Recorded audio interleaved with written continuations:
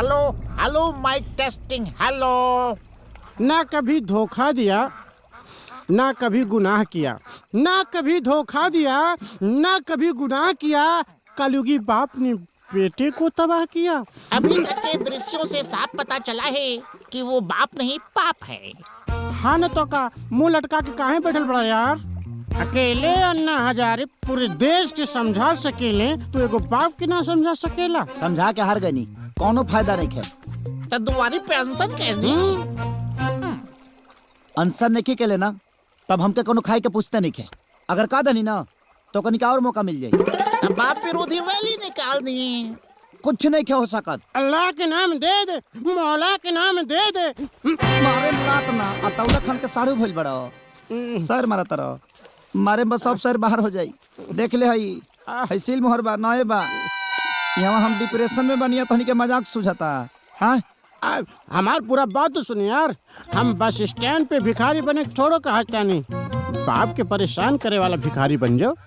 घर के दुआरी के सामने रोज अल्लाह के नाम दे दे, मौला के नाम दे दे, बाप के दिल पसीज जाए। उनकर करेजा कबो ना पसीज सकेला। बाप के मनावे के बा, पाकिस्तान के ना। एक बार कोशिश करके देख ली। कोशिश बहुत करनी। वो बाप ना शराब बड़े। आनंद जय रघुराज मूड खराब कर दल आज। मन तक करता लात से मारी जे हक दस।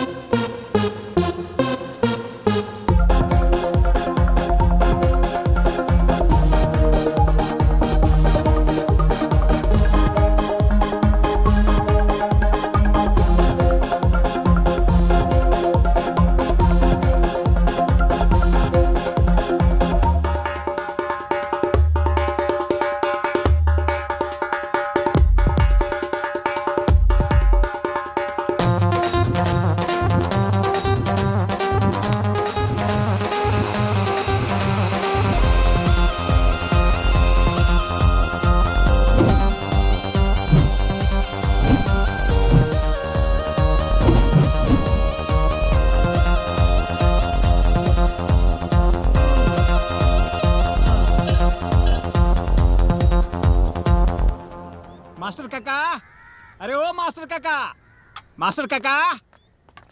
का भेल रे बाबू?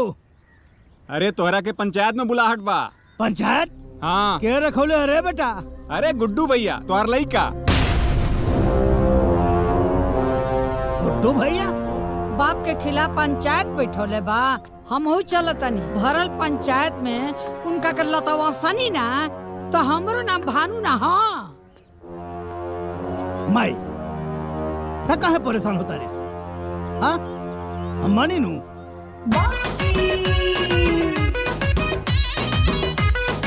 चिंता मत कर, हम सब देख लेंगे। राम प्रसाद जी, तू इतना समझदार जरूर बाड़ा कि अपन अच्छा बुरा उचित अनुचित समझ सकेला। ई उम्र में ब्याह करल का उचित बा? अरे पहला प्रतिष्ठा के हनन आ दूसरा उ लड़की के जीवन के बर्बादी। अरे राम प्रसाद ये बिल्कुल अनुचित बा। अरे मुखिया जी ये बियाह में खाली है शामिल नहीं खान, हमार दादियों बिया ओ करो ना पतो हो चाहिए। अपने 4 दिन के जिंदगी के खुशी के खातिर अपने जवान लड़का के जीवन काहे बर्बाद करे पे तुलल बाड़ा? ये गलत है, एकदम गलत है।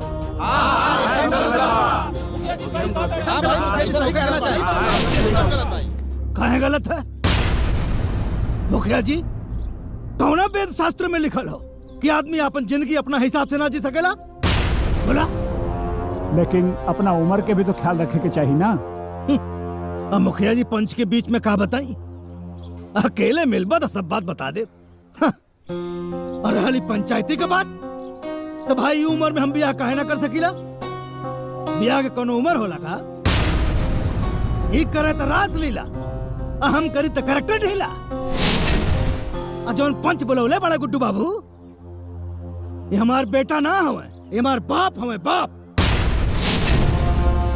इनसे बड़ा नकारा हमारा खानदान में क्यों ना भइला आज तक? इनके डॉक्टर बनावे खातिर भेजले रहनी, बीच में छोड़ के चले आइले। पूरे पैसा के सत्यानाशी, इनके पैसा दा देखा हीरो बन के घूमत हमें। जूता कपड़ा सब चाहिए इनके, एटीएम मशीन में से कुल पैसा खाली हो गई। हीरो बन के घूमत हमारा लत्ता बिन बा तू, तुहारू करम बा कि एक दिन तू नकारा बन के घूमबा। ये बेगैरत इंसान हवे। देखा हमारा ई पंचायती मंजूर न की।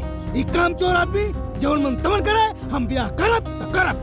सुन ले लो भाषा निकर, हम कद चोर हैं, हम नकारा हैं, हम निकम्मा हैं, हम हैं या रह हमार बटवा दिलो। अच्छा कै धुर खरीद ले बड़ा, कै धुर खरीद ले बड़े। ले दे के तो पुरखा पुरनियन के को घर बा 5 कट्ठा के बांट ले ले एक हिस्सा हुई में। अब बाकी रहल अपन धान जौन अर्जित कैले बानी नु, ओ मने एक चवन्नी ना मिली तोरा, एक चवन्नी। ए हेलो, ए एहसान के हमके कोनो जरूरत नहीं है। जहाँ तक लेबे के सवाल बा तो तोसे ले हम ना छीन ले, लेकिन एकर फैसला अब कोर्ट करे। अरे गुड्डू, ए बेटा कहाँ जात बा? जा कोर्ट में। एमे कौन बड़का बात बा? ऐसन ऐसन केस में तो हम रोज डिग्री करावे नी भाई। वकील साहब, आए? मतलब गुड्डू के केस में डिग्री मिल जाई? अरे पहल के सुनवाई में हम डिग्री रउआ के हाथ में दे के भेजो। वकील साहब 1 मिनट, हाँ अगर वह इतना कैपेबल बानी, हाँ तारा नाम कमीना प्रसाद, कमीना प्रसाद। हाँ माने राउर नाम कमीना प्रसाद काहे पड़ल? अब देख, रावण बहुत बड़ा ज्ञानी रहे, हाँ तो लोग ओकरा के राक्षस काहे कहत रहे। फिर वैसे ही वकील के जात थोड़ा बदनाम बा। वैसे हमार नाम कमला प्रसाद बा। अच्छा, ई पुकार के नाव कमीना हो ना भाई, कमीना हमार ब्रांड हो गइल बा। आओ ना कुछ खाइल पियल जाओ नेचर के हिसाब से। अरे रउआ लोग चिंता जिन करी महाराज, एक बार जब हम केस ले लेवे नीनू तो समझ लो हमार हाथ से वो केस कहूँ जाई ना। जीत के ही दम लेवा तनी। 6 गो समोसा पार्सल करो। अच्छा देखा भाई, हम तहार पेपर पूरा बनवा देले बनी जी, ठीक बा। तहनी लोग एगो प्रूफ लेके आ जा, जेमे तहार नाम और तहार बाबूजी के नाम राम प्रसाद लिखल हो, बस ठीक बा। आधार कार्ड चली? अरे दौड़ी भाई दौड़ी, काहे कि प्रूफ के मामला में आधार कार्ड सबके बाप कार्ड होला। अनु हो गईल। चलो चलो चलो।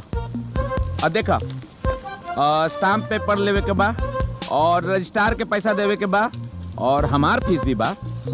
तो निकाला तब तक। हाँ लाओ। बात ऐसा बना कि बाबूजी हमारे एटीएम ब्लॉक करा दिले बड़े, जैसे कुछ व्यवस्था होता हम लिया के दे दे बरुआ के। ऐसा मामला बा? हाँ। ओ तय काम करी, कानून से चले के पड़ेला सब कुछ ना। ऐजा दस्तखत कर दी। ई कहा? एमे लिखल बा कि हम अभी राउर काम आगे बढ़ावा तनी, पैसा बाद में रउआ लोग हमरा के दे दे और टेस्टेड न करवावे के पड़ेला हर कुछ। ऐजा साइन कर दी। लो लो, हाँ लाओ।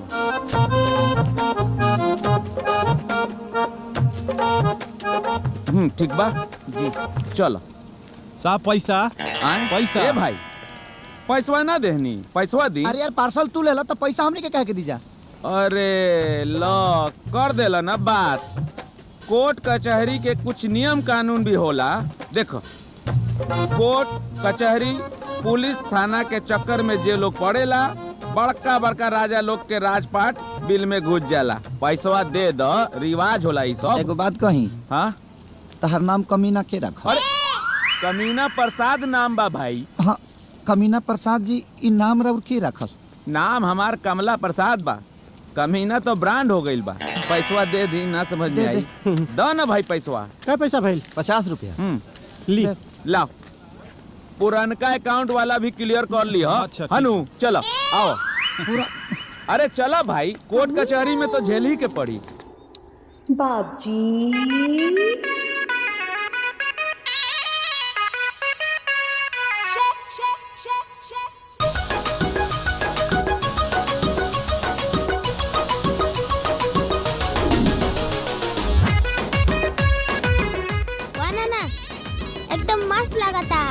हैंडसम लगता नहीं बेटा? हाँ बहुत हैंडसम। अरे तेरा नाना हैंडसम है ही है। ए, का होता? वाह नाना वाह। ओ तहे बुढ़ाऊ के जेंटिंग पेंटिंग होता। बुढ़ा किसको बोला जी? आई एम नॉट बुढ़ा। बुढ़ा होगा तेरा तत्तू। I am Ram Prasad. ओके? हाँ जी। नचवा में का कहला सानन जे? हाँ तो गौर करिए। सीमेंट बालू से कभी मकान नहीं होता, बिना सीमेंट बालू के कभी मकान नहीं होता, और काली कितना भी पोत ले कोई बुढ़ा कभी जवान नहीं होता। सुभान अल्लाह, सुभान अल्लाह। हमने के पुरानिया लोग कहला हाँ कि जवन जवानी में कइल जाला तवन बुढ़ापा में भोगे के पड़ेला, आ जवन बुढ़ापा में कइल जाला जवानी में भोगे के पड़ेला। बुढ़ापा में से जवानी में केंगा जाई रे? उनकर वाला गोलिये ते खतरी मारे नीचे से निकल जाई, बुझाई? हाँ। केतनो लाल लगाम लगा ले केहू, हाँ। लेकिन घोड़ी ना मिली। अच्छा। बुझा गई? पुरानिया बैल के हाँ। केतनो चोकर खिया दे केहू। अच्छा। कट्ठा ज्यादा ना जोती। सोलगट्टा, धुआं सोलगट्टा।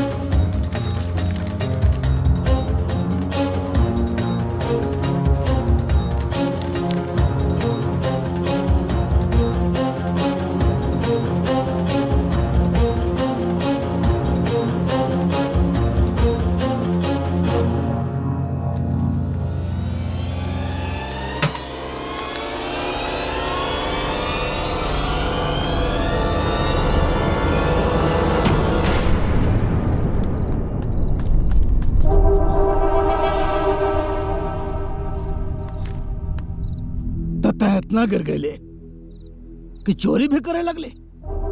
कछ बात देखा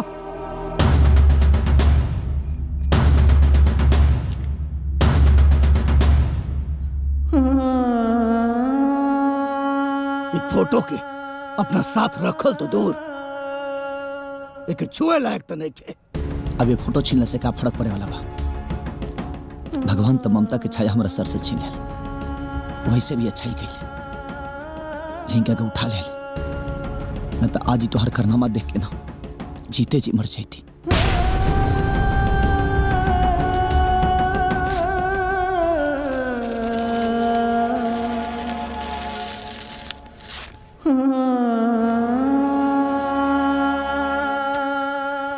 ऐसे भी ये फोटो की जरूरत तो हो के अब नहीं की।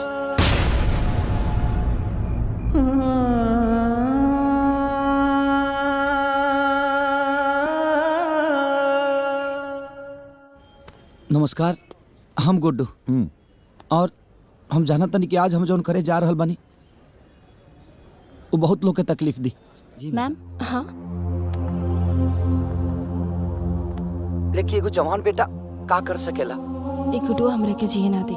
जब बुढ़ापा में बाप के नियत खराब हो जाए, बाप सब सम्मान के पानी में दबा दी, तो एगो बेटा का कर सकेला? ये दुख के घड़ी में हमारा अपन केहू साथे नहीं, अगर केहू साथे बा तो कानून बा, और कानून के कुछ लोग बा जैसे कि हमारा बड़ भाई की तरह कमीना प्रसाद हाँ कमीना प्रसाद जी, यह के सहारे हम आज कोर्ट में आयल बनी अपना हक के लड़ाई लड़े खातिर। अपन हिस्सा लेवे खाती। हम जानता नहीं कि थोड़ा सा ही दुख बा हमरा खाती। अगर ये उम्र में बाप ऐसे करी तो एगो बेटा पका गुजरत हुई। रवा लोग सब समझतो कब। मुखिया जी तनी हाई देख ली, गुडवा अपने बाप के खिलाफ कोर्ट में केस करे जा रहा बा। और कमीना प्रसाद जी हमरा साथे बने। पंडित जी कलयुग है, कलयुग, कुछ भी हो सकेला। नाना हाँ बेटा। मामा तोहरा पे केस करे बाड़े। केस नानी केस कैले बा। नानी मामा नाना पे केस करे बाड़े। हाँ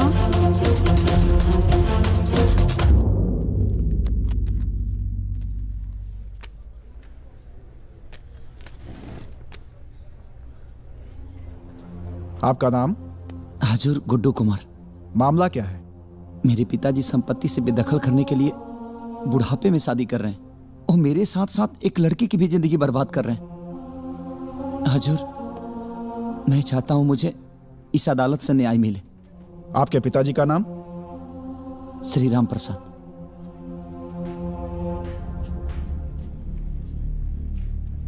आप झूठ बोल रहे हैं। का? आधार पे आपके पिताजी का नाम श्री राम सेवक प्रसाद है।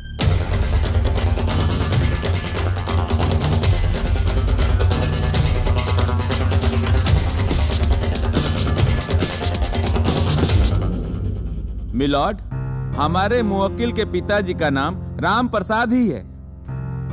आधार कार्ड में टाइपिंग मिस्टेक की वजह से कुछ गलत प्रिंट हो गया है। गलती चाहे जो भी हो, लेकिन इस आधार कार्ड के साक्ष्य के अनुसार राम प्रसाद गुड्डू के पिता नहीं है। अब इसलिए अदालत गुड्डू को अगली सुनवाई में असली कागजातों के साथ उपस्थित होने का हुक्म देती है। Court is adjourn. हो जाए बाद में एंग होई हो जाए। आओ तो सही, आओ।